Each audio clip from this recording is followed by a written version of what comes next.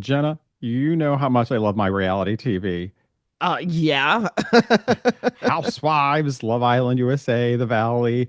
Oh, so many hours I've devoted to Bravo and Peacock. I feel like they definitely would appreciate that, or at least Andy Cohen would. Yeah, and honestly, I used to be so embarrassed to admit it. But when I look at it now, I say these shows really reflect so much of like the society we live in, and it's about our relationships, our values, and even sometimes our politics. So, in a way, you could say that Bravo is kind of a sociology experiment.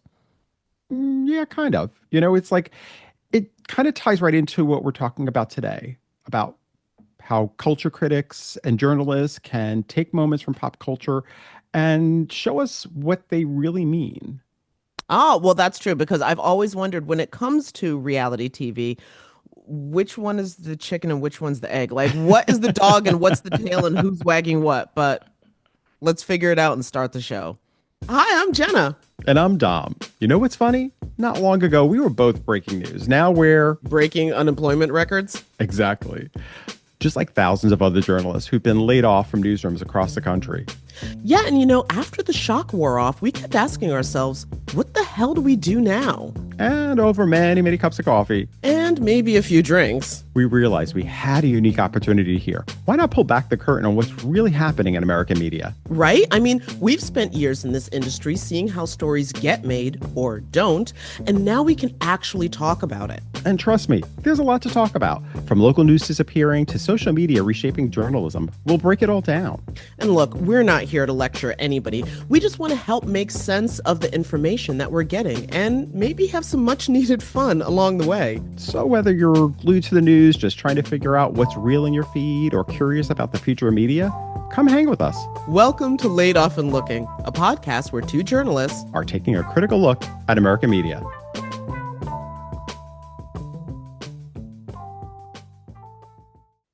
So I saw this TikTok video, and it's by Mhm. Josh Laura, who goes by the name Tell the Bees.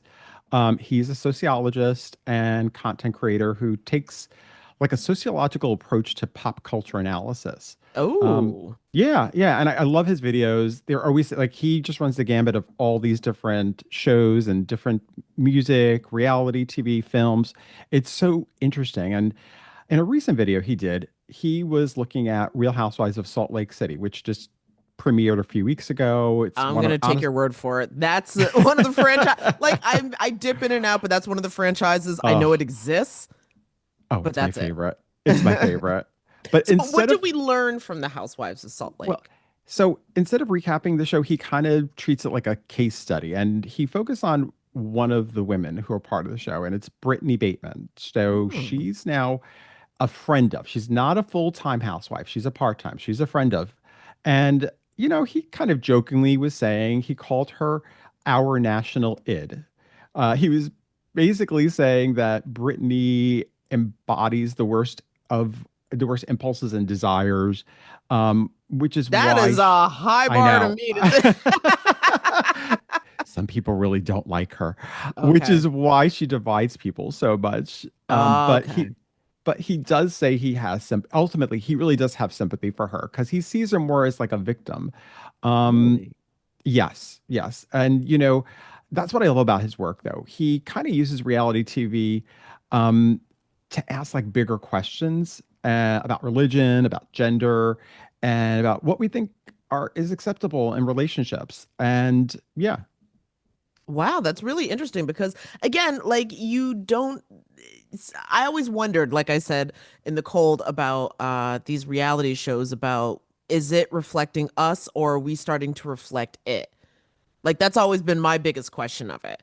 But where we are at this particular moment, honestly, I can't really tell anymore. it's interesting. So with Brittany, she really is someone who's looking for love on the show. She dates this guy, and it kind of goes back at Jared Osmond, who's an Osmond. He's one of the Osmonds. He's the Oh, one son of of one of the those Osmonds. Osmonds. Well, this is Salt Yes, Lake, so okay, royalty dates royalty. exactly. And so basically, she really is very open about her desire to have a husband and find love. So Josh kind of points out how, she's kind of getting slammed by a lot of people online, which is kind of interesting because he also says, you have somebody like Carrie Bradshaw from Sex and the City, a character from Sex and the City, who's basically Who in celebrating. Yeah. hindsight, good Oh, yeah. Lord. I know you watched that. Yes, I know. I watched that, and that I will say, even though that's a scripted show, well, Yes. reality we both know is scripted too, but Yeah. it's Well, still though, at the time when it came out, how that cultural shift has taken place, where a lot of young women like myself, I think, my senior year in college when that show first, or maybe a junior, but I was in college when that show first started and watched it all the way through and really was like, as a young woman, especially a young professional woman coming into the journalism industry in New York City, taking so many cues about like what is life going to be mhm. like and what should I expect and what are the behavior patterns that are good and bad or whatever. And now as an adult looking back, I'm like, these women are terrible, especially Carrie. Carrie's the worst. Oh my God. I love it. But She is the this is what low self-esteem queen.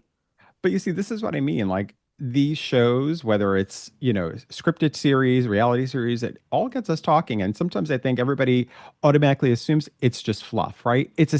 escapism. Yes. But really, there are people out there who, you know, dive into these stories deeper. You know what I mean? The critics, the culture critics who basically make us dive deeper into what it is that this really means. It tells a story of where we're at that moment in time, which I think is, people like Josh and other people, other culture journalists, like they spark this conversation, about adding history, context, and all that kind of stuff to the conversation. Yeah, and that brings me back to my question of like helping us understand, um is the tail wagging the dog or the dog Hmm. wagging the tail, and where do we fit in that scenario? Exactly. Exactly. So, I mean, I think now, now we discussed this, I guess we really want to kind of go a little deeper with our next guest, right? Oh, all right. I have to be totally transparent here. I had a nasty sneezing fit, so we had to pause for a second. But anyway, Dom, coming back to our conversation. So, yeah, we decided to go a lot deeper on that because that is a question, and that's part of something that culture journalists can help us answer. And so we reached out to Kovie Biakolo, who is a writer, journalist, of course, editor, multiculturalism scholar at the Craig Newmark Graduate School of Journalism. Yeah, those are big credentials. And we wanted to get her take on why culture desks are essential to newsrooms and to journalism, and what we lose when they get cut. Because, of course, arts and culture, if we got to cut Hmm. something, that's got to go. And how covering pop culture is really about covering who we are. And maybe she'll tell us who is the dog and who's the tail. On the surface, Culture Desk may seem like the soft side of journalism, covering the arts, scripted and reality series, music, movies, and pop culture trends, but they're really doing more than just reporting on what's popular. The best cultural journalism goes deeper. It helps us understand what people value, what conversations we're having together, and how we see ourselves. I mean, just think about it. Dismissing reality TV as meaningless spectacle meant a lot of people in elite circles missed the deeper cultural currents that paved the way for someone like Donald Trump to rise to the presidency. And if you look closely at the wildly popular Love Island USA, you'll find a sharp commentary on race, gender, desirability politics, and fame.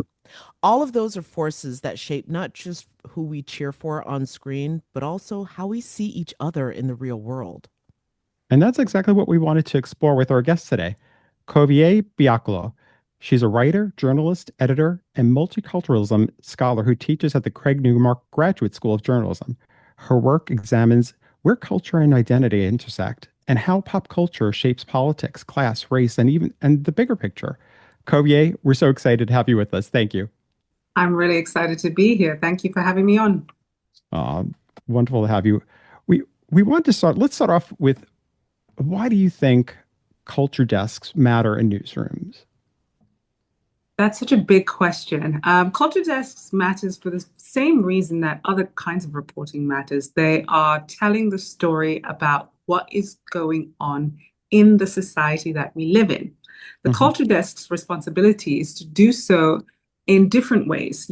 On the one hand, you can tell what a society is valuing in its entertainment, in its pop culture. And entertainment and pop culture are reflections of the society to the extent that the society values particular modes. So, whether we're covering books, what kind of books are we reading? Why are we reading less books? Are we actually reading less books? What kind of popular culture, what kind of music is most interesting to people? What is going on in that industry that is making that certain kinds of music more interesting? Or maybe the question, for example, people might be asking is, why is it so hard for new music to break through these days? Is it just the technological platforms, the social media platforms like TikTok that is taking over, or is something else going on in the music industry? Has music, particularly in the United States, has it reached? Are people doing more interesting things elsewhere, and therefore people are just paying attention to other kinds of music? Has music crossed boundaries enough where maybe the US doesn't once have the global advantage when it comes to the cultural export it once did? So I would say the cultural desk responsibility is to answer all these questions to the best of its ability. Cultural reporters, they see what is going on in pop culture and they tell us, okay, this is a reflection of what we're enjoying, what we're not enjoying, what we're having a lot of debates over, because that's the interesting thing about being on the culture desk. It's a mode of journalism in which a lot of the nation tends to be attentive to, in a way that it is, more open and more accessible and more available to people to comment on. And yet at the same time, if you have historical context, if you have knowledge of inside dynamics going on in the industry, then it adds an extra dynamic, an extra element of your understanding of how pop culture is being made, why trends are moving the way they are, and what those things are saying about where we are currently in society. Okay. All right. Because as you were talking, I was thinking very specifically about, I believe, the recording artist Lizzo making the or giving the commentary that there wasn't really a song of the summer for 2025, or the fact that when Bad Bunny had a residency, he very intentionally held that in Puerto Rico. But I've read that, I've heard you say before that America is a culturally centered nation where people come to understand everything from sports and war and, more importantly, politics through culture. Can you expand on why are we like this? I think the main thing is both nationally and internationally, pop culture offers a landscape for Americans to sort of dissect and understand their identities. And partially, I think partially it is true because that is, or at least for a long time it was, the US's greatest export is its ability to take its culture and transmit it all over the world. And that is how a lot of people came to understand the US and came to understand American culture. And I would say that is how Americans came to understand themselves. It's also why, for better or for worse, Americans, at least previous generations, maybe less so with the upcoming ones, but it's also why Americans were always accused of being very culturally self-centered and introspective, not really being attentive to what is going on outside of its borders in the way that most of the rest of the world is and almost has to be. There's always been a much more globalized understanding of culture if you grew up outside of the US as opposed to if you grew up inside the US. But I think from as far as American identity is concerned, we see so much of everything that shapes American identity, from race to class to the mythology of the American dream. We see it all play out in pop culture. We see it all play out in culture. And even, even film and Hollywood, and whether we're talking about music, One of the, I'm a Black immigrant, and the joke I always make is like every good Black immigrant, I've learned my rights by listening to, Jay-Z and NWA. It's like that is just, a, it's a joke, but it's telling that you get to understand the US really by paying close attention to what the pop culture is saying about the US. That's not necessarily true of every nation on earth. There's some nations where you actually don't necessarily get greater insight into them just by paying attention to their pop culture. And not to say that in the US it's solely pop culture, but it is to say that because of the level of output, because of the reality of America's influence over the globe in the 20th century as technologies and our global technologies were improving, it really did take center stage as a place where culture is transmitted to the rest of the world more than it's transmitted to it. Mhm. That's only been happening, I would say, in the last 10 to 15 years. And so that's why I would say that more than any other country, certainly that I know and have studied, the US is a place where its pop culture very much is a reflection to some extent of all the other things that are going on inside the country. God, You Or there's know, so many sometimes maybe examples. it's lack As of, you're sometimes the talking, absence. yeah. Sometimes the absence of something is also something to pay attention to, if that makes sense. No, as an African American, I can definitely say the absence is definitely something that's part of the narrative. you know, it's interesting because the number one series of the summer was, as Jenna knows, for me too, Love Island USA, which I know for a lot of people too. And yes, I do like reality shows, and I only started watching last year. But I think what I found, when it was so big this year, it was just like the conversations that it started. Especially, I noticed, yes, in one form, it's a dating reality series, but at another point, it also was generating so much content. TikTok commentaries. I loved going to the comments section, reading people talk about their favorites, their favorite contestants, and also there was a lot in terms of the actual people who are partaking in this. When you looked at um, I guess, what is it that you see as like the kinds of social dynamics that sort of are playing out when we watch a show like Love Island USA?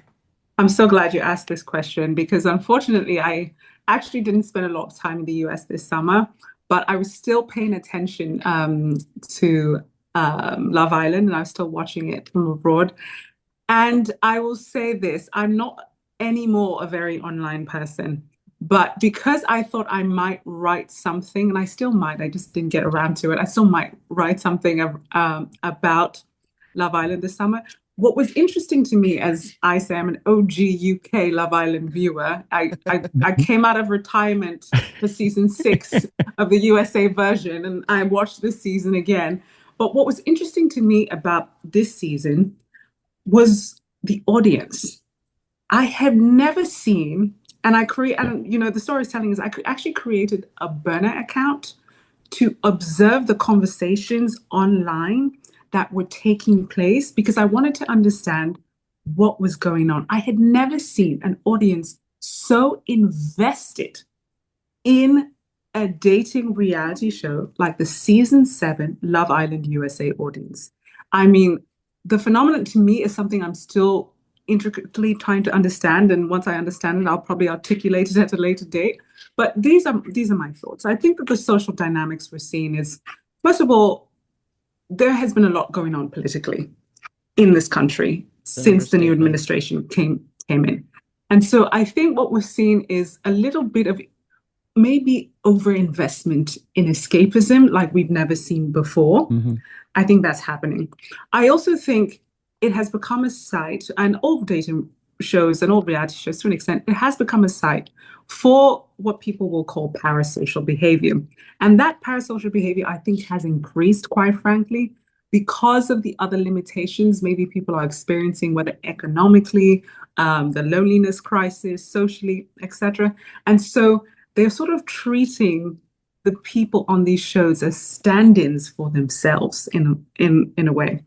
And then that's when the conversation really blows up because these are sites where we're seeing how race and gender and desirability politics are all engaging together or are all intersecting. I mean, one of the big couples that came out of this season's Love Island, Nicolandria, we've seen more conversations on the politics of interracial relationships, which is always a site for extreme cultural conversations, regardless of where they're coming from. But even the fact that Nicolandria became as big as what it is, I think that that's a phenomenon unto itself. What was it about that particular couple? What was it about this very beautiful, in my opinion, dark-skinned Black girl and this sort of fun-loving, good-looking white guy just getting together in the way they did? They are sort of playing out people's, book novel and romantic fantasies in a way, and people are projecting. And at the same time, the show is also allowing them to project onto them in the way the narrative happened. So again, reality shows in general, but Love Island in particular, it allows people to project a lot of social dynamics and to have these conversations maybe with what seems like a realistic setup, even though we all know, well, we all should know by now that it's quite contrived. There's storytelling, there's Of producing course. happening. I mean, reality TV, journalism is in the business of nonfiction. Reality TV is not, even though obviously, the people are real and it's unscripted. But I think that the audience was just something to pay attention to, maybe even more than what was going on in the show, because I'm like, what is going on socially in our culture that is making people so overly attached to these reality TV characters in a way I don't think we've seen, although it was kind of maybe trending that way from last year. It's interesting also because remember, like, so we had Huda Mustafa, who's one of actually the biggest star to come from this show, really, who Yes. is of Palestinian descent, and also there was Elon Bibas, who has Israeli roots, also, who was part Yeah. of, like, they were together. Like, it started this conversation up of like what's happening politically in the world, and you saw people getting into that, and also Sierra Ortega, who was canceled. There was somebody else who was canceled too for comments that she made, racist comments that she had made. I believe Ulisa was her name. And Yulisa, yes, Yeah. and Yulisa too. So it's like we see them, the people who are part of the show are actually reflecting what's happening in our culture too, like what we're all sort of watching in real time. I think the conversation, and Huda is such an interesting figure from a completely observational point of view, because I think I spent most of this season trying to understand what her end game was when it comes to the Hmm. show, because she had such a winding road. Hmm. But more than that, I think the audience talking about her was particularly interesting to me because, on the one hand, it's this 24-year-old single mother who comes on the show, and we have those dynamics, and that's being discussed. And then on the other hand, it's obviously she's of Palestinian Jordanian descent, into my understanding, and that identity in the wake of obviously what is the um, I don't know if it's appropriate to call it a war any longer, but we will say, for the sake For right uh, now. right now, what is going on in Gaza. Um, we just saw the conversation around, is it appropriate Hmm. for a Palestinian American on the show to be in the same kind of social situation? And I believe, is he Israeli Canadian or not? I cannot I, actually I remember. know he had Israeli roots, but I'm not sure about the Canadian. Yeah. But there was a lot of conversation around, Yes. right? Yes. Whether Yes. whether what are the producers doing? Yes. Is this a Deliberate. appropriate Yep. interaction? Is this trying to stoke a kind of Yes. the uncomfortable conversation for people?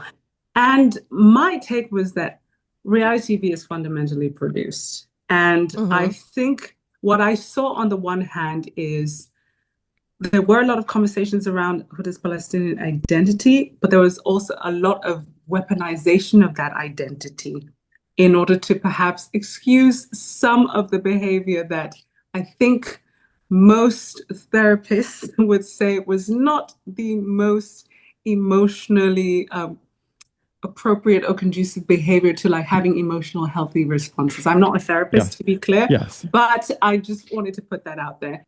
But I think we also have to be very careful because I have not paid that much attention, I won't lie, to like Huda's after the show journey. But I want to be very careful because I think a lot of people also projected their own politics onto Huda.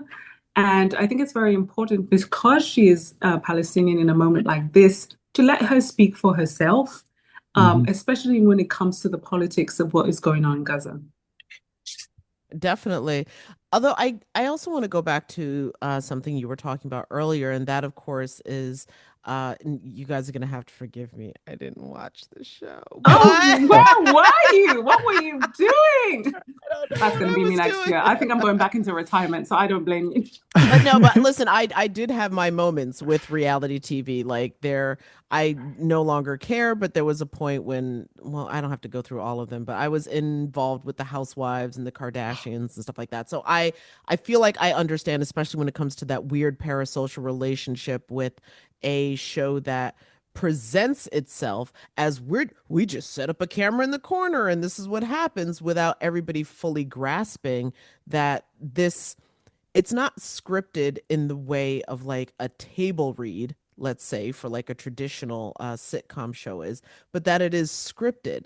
And one of the things that struck me so much when it came to the conversations around Love Island, etc., was not only who they chose to put in that house together, but of course the couples that came together and the politics around desirability. There were so many conversations that I saw spring up out of that. And I was also seeing some people sort of tie that to uh, the larger political conversations we're readdressing now in America about who gets to be a couple legally and Mm, how do we like is that worth respecting? Are all couples equal and the same because who can have kids together, who can't have kids together, what kind of kids are you gonna have? Like all of these conversations I was seeing, and they were all tying back to the show, which I thought was fascinating. um, I think I want to maybe get some clarity on what you're asking or what you're alluding to, because I may have missed the part of the conversation where it was maybe questioning the legalities of people's relationships. Wasn't I was seeing people talk, not the legality, sorry. I was seeing people be like, and this is why there are going to be questions about perhaps the future of gay marriage or interracial marriage in America as people gave their takes on and not that there was a gay couple that came out of the show, but specifically out of the mixed race couple that came out of the show, and whether or not people thought that these two individuals should be together and how that Hmm. fits into a larger narrative of who is worthy of whose desire and who Hmm. is disposable when it comes to if you're looking at pairing up of relationships as more of a competition or something like that, which the show was, then who deserves to be in what Kind of relationship. hierarchy? And obviously the hierarchy of relationships. So I think it is certainly true that dating shows in general, we see this also with shows like Love is Blind. They bring out conversations about desirability and, everything from race and the politics of desirability to colorism, featureism. So many aspects of ultimately beauty politics that is tied to all these other identity markers. I think one thing that has been interesting in that regard is sort of the, I would say it's an almost endless debate about Orlando's beauty and where it fits Exactly. Yeah. into the landscape of beauty as far as the US is concerned, but really not. I think it really became sort of a global conversation. And I even got into debates, what about, you know, why is her beauty so contested? And why is it so contested in the particular way that, let's say, somebody who was her soul sister in the villa, Shelley's was not? And it Hmm. very much had to do, in my opinion, with not just the presentation of her blackness, but also the actual features itself and what those features indicate. And of course, now we're getting into the weeds of beauty politics and Black beauty politics in particular, which I want to pull us back a No, bit from definitely. that That's a much deeper, because longer it's a much conversation. deeper, much longer conversation. But I think the conversation around these sort of contestations around somebody's beauty, I think again, that is telling us about, like you said, to an extent, you were right. Like whose relationships are legitimate and who is allowed to be desired and who is believed to be desired and Yes. what that ties to. Because again, these are not just, when we talk about beauty politics and beauty conversations, people get lost. I say people get lost in the source of like dating and da da da da. And I'm like, it goes far beyond that. This is tied to capital. This is tied to economics. This is tied to, the future possibilities of what you're able to earn. This is tied to your point. It is tied to even criminal justice. I would say that people don't understand that when it comes to color and beauty, those things actually affect, for example, the sentencing you might receive from a judge. Yeah. So I think that culture reporters, to kind of go back to the necessity of culture reporters, what they can do is they might not necessarily be tracing how the contest over Alandra's beauty is related to, criminal justice proceedings, but what they're there to do is to dissect the conversation of beauty and its consequences and what she might have had to do to present herself in a particular way, because that was the other conversation I found interesting is why Alandra's presentation of self, why it was so unbelievable for people to understand that she was a woman who understood she was Black, understood she Hmm. was Black on TV, and did not want to present herself in any other way that would allow for the audience to misinterpret her. And Yeah. this is why when the one time where she kind of shows demonstrably that she's angry, the amount, I mean, till today, I still do not understand where people got that mean girl narrative from. Yeah. Because Yeah. I was so confused. I was like, I don't know, maybe I've lived in big cities, especially New York, my whole life. So my understanding of what is mean behavior is also It's a different little from, skewed. it's a little skewed from other people.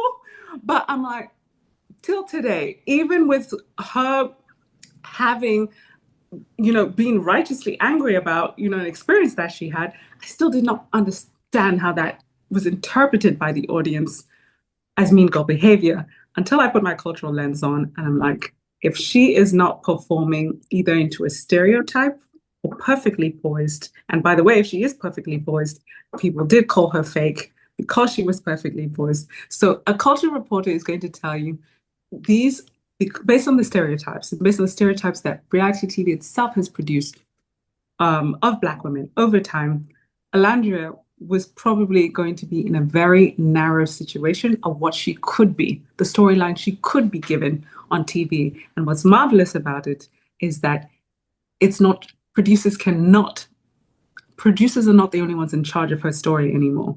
It's the audience who are in charge of her story. Hmm. And, to borrow, I think, from Bridgerton, she turned out to be the diamond of the season. Aw. No, but I will completely agree that I was seeing some commentators point out that the narrowness of what she could be, that is is that art or reality TV imitating life or life imitating reality TV? Because that is an experience that a lot of particularly Black women in America have. Whether or not we push to break out of those boundaries, that's an experience that a lot of people can resonate with. At the same time, though, I do want to go back to another point that I made in the intro, and that is the fact that so many people in elite circles tend to dismiss either culture desks altogether, or consider culture to be, it has to be a museum exhibit or it has to be like some sort of lofty cultural. I'm trying to think of something that would be much more acceptable, like an art opening or something, and that it can't be. High Uh, culture. High culture, thank you. But Yeah. it can't be like, reality TV, something that millions and millions of people are very invested in. And is that disconnect something that allowed for missing? And again, I'm not talking necessarily about the politics, but the understanding that the American public had of someone like Donald Trump the first time around. because I was a reporter at the time, and I distinctly remember speaking to people at rallies on the street, and their perception of who he was or who he is was very much based on The Apprentice. It had nobody cared what the, like big newspaper was saying about. No, I watch this guy every week.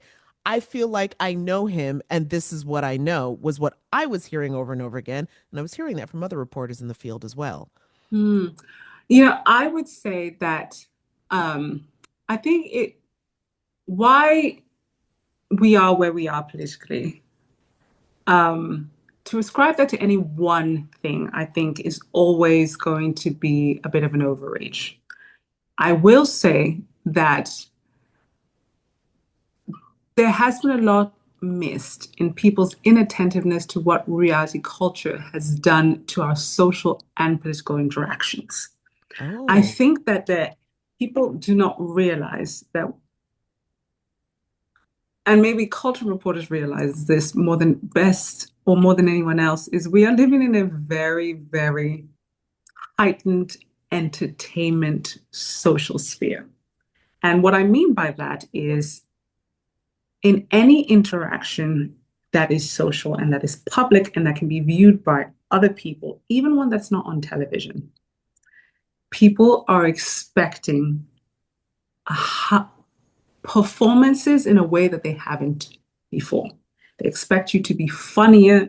They expect the conflict to be more heightened. They expect the exchange to be more boisterous. I think that it has been, in my opinion, in my observation, in my opinion, as someone who does this for a living, that has been my observation is how much reality TV, and I would say to some extent, the constant self-facing of our social interactions, and obviously I'm talking about social media, it has heightened our expectations of entertainment in every interaction. And so that means that when you are looking to a politician, I mean, we're watching the mayoral um, election in yeah, New in New York York currently. City, yeah. And what has been interesting to me about watching it, for example, is how the entertainment value of Mamdani, for example, he knows what he's up against in a way that I don't think I've seen a politician, at least on from the Democratic Party, really understand the entertainment value that they're up against. Because what we've seen is this entire conglomerate, if you will, from the Republican Party who understand that the people who are watching them want to be entertained because our understanding of social interactions, political interactions, has been fostered by reality TV entertainment. Am I making sense? No, Hmm. you're blowing my Hmm. mind. That is Hmm. because I was gonna say as you were talking, I'm like, listen, regardless of his politics, to me, I don't think you can deny that the Mamdani campaign's social media game has been flawless. And when you put it that way, that the paradigm of what the public even wants for it makes so many things make so much more sense right now, especially I think, and I can only speak for myself, Dom, but having, been a journalist and, being raised by educators and things, I sort of exist in something of a very nerdy kind of world. And so my brain tends to lean more towards, but the policy and the this and all of those details that, but again, I would go out in the public or even socialize and people don't care. And I could not, you just blew my mind. That's all. But this is what I was saying. This is why I say cultural reporting matters because the average American person is not going to read the policy proposals of the politicians they are voting for. They might listen to the speech. They might listen to a clip of the speech. They might see the meme. They might go down into Reddit. They might go down into YouTube. They might watch something on TV that is fictionalizing a political moment, a social moment, a cultural moment, and all of a sudden they put all of these things together. And what do you have? You have this person who is basically overwhelmed with cultural images of a particular viewpoint or of a particular person, and then they form their opinion around that. And I think this is why cultural reporting has to matter and continues to matter, is because we're the people saying, look at what people are paying attention to. But wait a minute, look at this thing that's created that several groups are absent from, and it's actually affecting them. And so I always go back to cultural reporters are people who tell the story of what matters or what should matter to the American public at any given moment. You know, because you're talking about that too, like right currently with legacy media, a lot of them are pulling back. They're letting go of culture reporters, and because many feel like, you know what, let's put them on different beats and let's do something. And then I think because they look and they see TikTok, YouTube are sort of thriving in this space of putting out commentaries, and probably like, we can't compete with that, so we're just going to let that take over. I mean, what's the concern though? I mean, I can tell you what I think the concern is from if this is what we're looking at. Don't mistake me. There are some great TikTok people who are creators who put out great commentaries, but a lot don't. And a lot of them kind of are fine perpetuating misinformation or putting out disinformation. Hmm. So what is it that, can you expand a bit more about like what do professional journalists bring to this that is different than somebody who's on TikTok or on YouTube or another content creator? And also, what do you see as kind of, well, actually, let's go with that first. If I have a follow-up, I'll go. I think part of the answer is what you also said in your question is, as a journalist, I'm held to a particular standard. And Mm, so I cannot put out misinformation or disinformation, even in how I choose my words. You can see there are some times here where I'm pausing. I want to be very careful because I have to separate what my principles are as a person sometimes from what I'm able to report, right? Because what a journalist knows and what they report are not always exactly mirroring each other, right? So, Yeah. number one, as a culture journalist, I am always mindful that my opinion as a viewer cannot be what I report as a journalist. mm, I actually have to account for, number one, the nonfiction aspects of whether we're talking about the business side of things or whether we're talking of a particular cultural text, and that could be a book, a TV show, a film, etc. Telling the truth about those things makes a huge difference in how you are able to give out reports to the public on it. Number two, I think it's very important for people to understand if you do something for a long time and you're held to these standards over time, you come with a wealth of knowledge. So when I said that, I'm an OG Love Island, we're just going to stick, I guess this is now the Love Island yeah. podcast. Sorry, guys. That's But when we can't just talk about season 7 USA. We have to talk about it in the context of Love Island as a franchise, in the context Mhm. of reality TV. What can you tell me as a journalist that the people on maybe TikTok who might have good commentary on this particular Mhm. thing, they just may not be able to because they don't have that vast research or that vast knowledge about the entire apparatus and why the entire apparatus has landed us in this very moment. And then I'm also always looking for connections, right? Because journalism, as you both know, is a collaborative environment, right? hmm So you have an Mhm. editor, you have producers who say, actually, I need more. Actually, the Mhm. story isn't done yet. And that is always going to be the fundamental difference because I know this because I've kept a blog in my past life and whatnot, and I did some decent writing on there. But there is a vast difference between me, doing some decent writing and me having an editor, or me coming and talking about something in commentary, and me talking about it with producer and being like, "Wait, you missed this point. What about this point? Have you thought about this?" It's the standards, it's the wealth of knowledge and context, and it's quite frankly under the ability to separate myself from what I am seeing and to say that because I'm a servant of the public, I owe it to the public to make sure that my reporting is as accurate as possible. And even when it is my opinion, that I understand the disciplines. I understand the discipline of what I'm doing. So much so that my opinion as a cultural reporter, and this is not to disrespect anybody else who does this, because I follow a couple of people who aren't journalists, but who have great social cultural commentary. But Same. this is not to disrespect them. But reality is, at least it should be, that what I do inevitably has to be different because of those standards, because of those ethics, and because of the vast wealth of knowledge, the context of the reporting, and the insider and the industry knowledge has given me over time. Does that make sense? Oh, much. That's Yes. everything. Yes. I was like clutching my heart as I was listening to that. That speaks to one of the things that I think Dom and I miss the most and struggle the most now that we're working independently is not having that team around us right now, I'll say. Because Right now. yes, right And now. Yes. also because you have the training, you understand what is needed.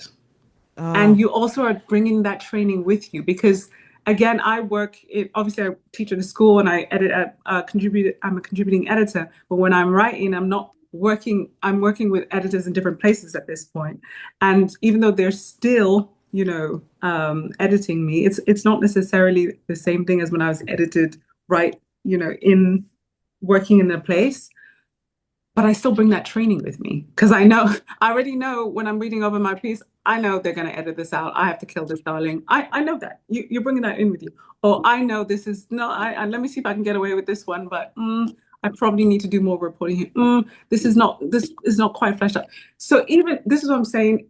I actually have a lot of sympathy for people who are trying to do the right thing, who don't have the resources, but and who have never been trained. But if Hmm. you have received the training, I yeah. don't think I think you guys don't realize just how much that makes a huge difference to how to do your work at all. I feel like you learned so, it's interesting, like having being collaborative, you learn so much because it is so, I always wonder, sometimes I see like, solo creator, you don't have anybody to push back on you sometimes. It might be, now you might get pushback with the people who are consuming your media, but that's not the same thing as when you're really when you're working there to really have a conversation and hear someone else. It's part of it. It's a dialogue that we all share with one another.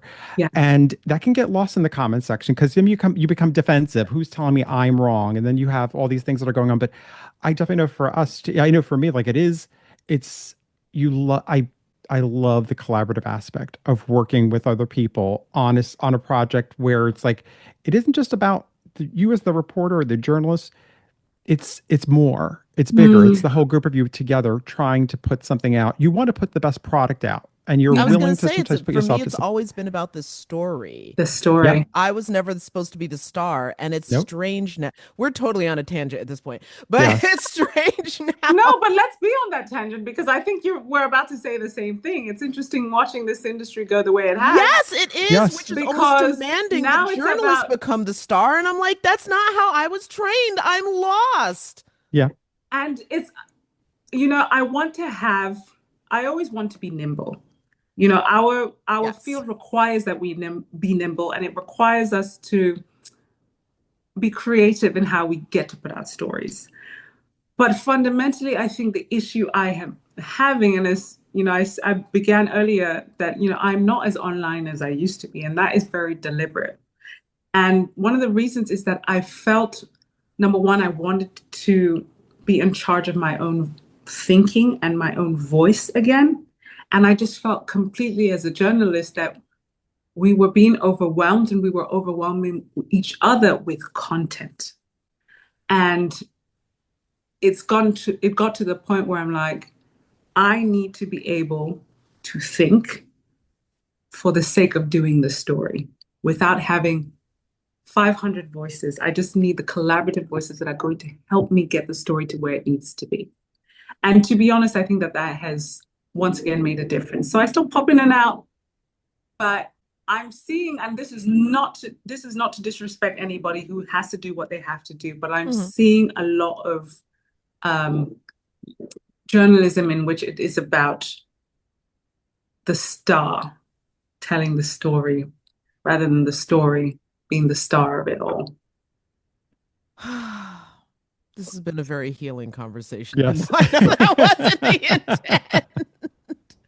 I just want to say also that one of my other things that I'm struggling with in this new media ecosystem, whatever this period is right now, is just the notion of journalism, of storytelling as just another form of content. Because That's why I said content. yeah, I'm like, I don't think they're the same thing. And expecting it, I mean, okay, I'll be real. I think it diminishes the work that the time and the effort and the collaboration and the edits and all that stuff that goes into a finished piece of journalism, which could take months, sometimes years.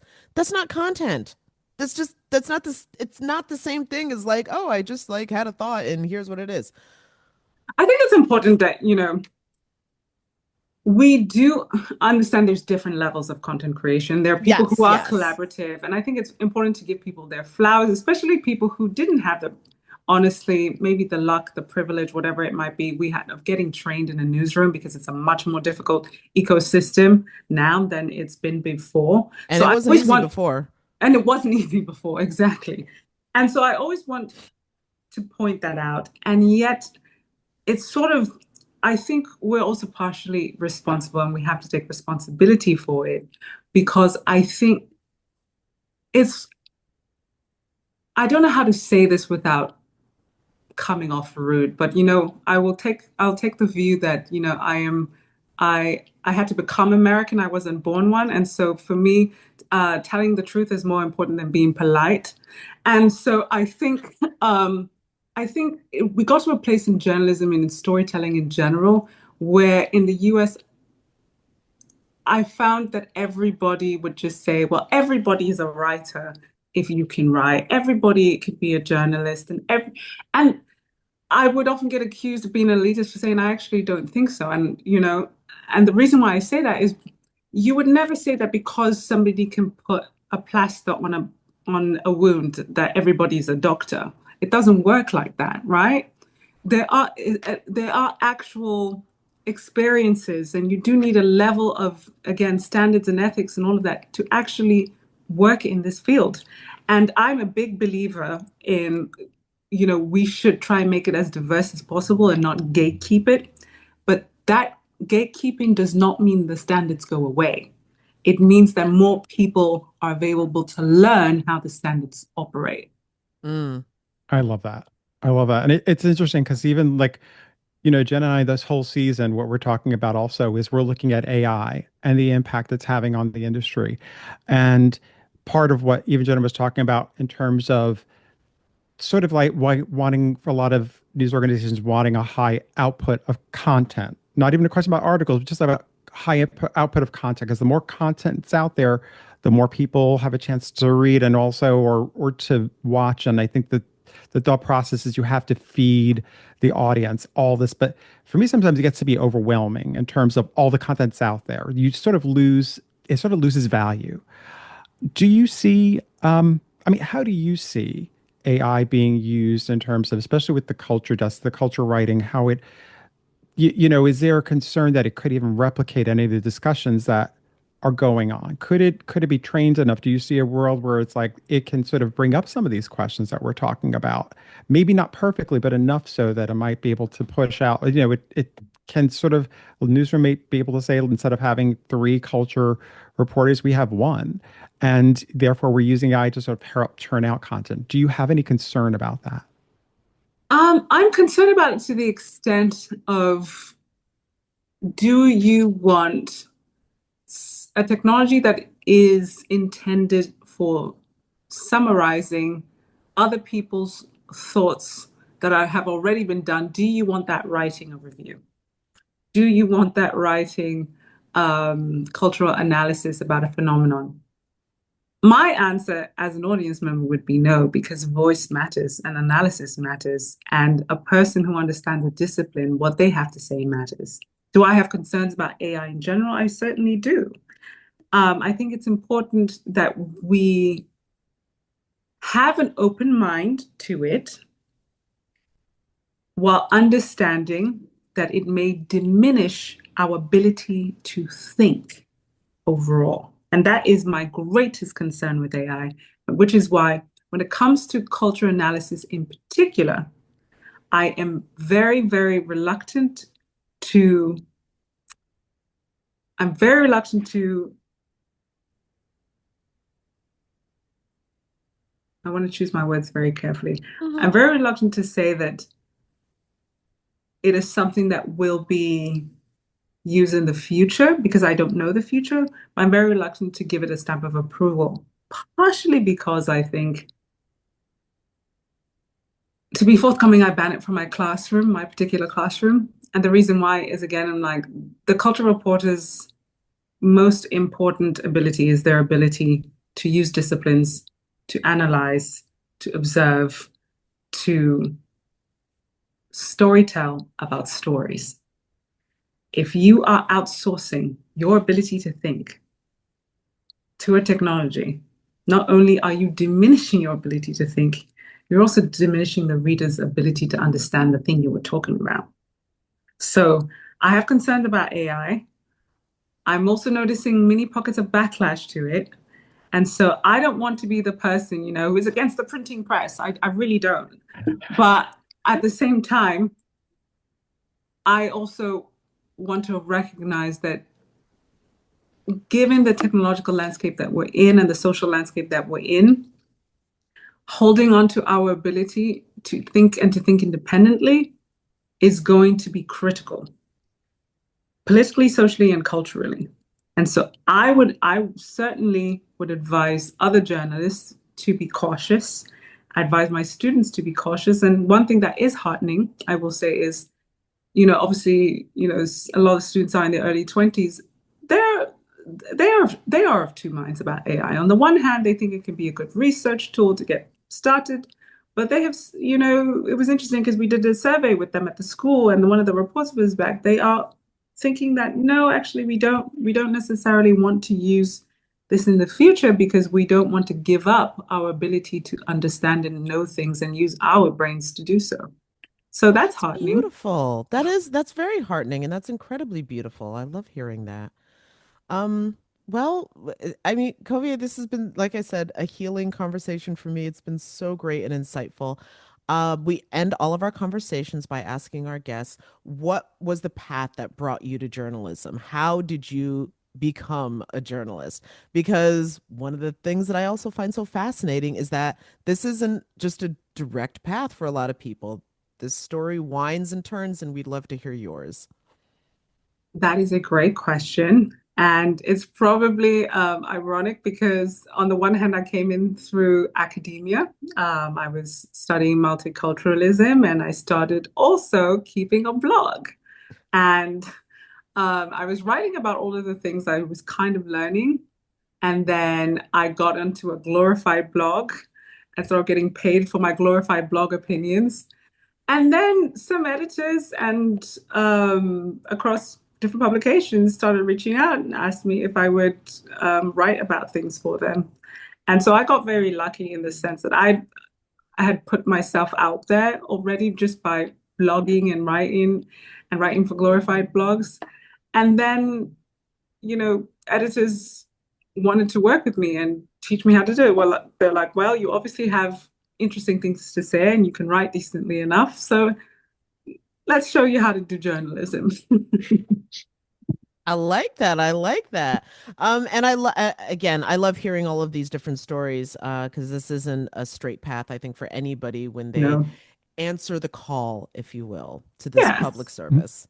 it is public service. And I think that is the one thing I always want us to remember. Whatever desk you are on, nobody becomes a journalist in order to make tons of money or to become, No. reality TV star. I mean, we Yes. just we just would choose another field. And I think it's important to remember that what we do is in service of societies, is in service of the public. And Hmm. that is probably the thing that keeps most of us in it, to be quite Hmm. honest. Otherwise, we would probably leave and do something else because it's not easy. No, no, it's not. But Agreed.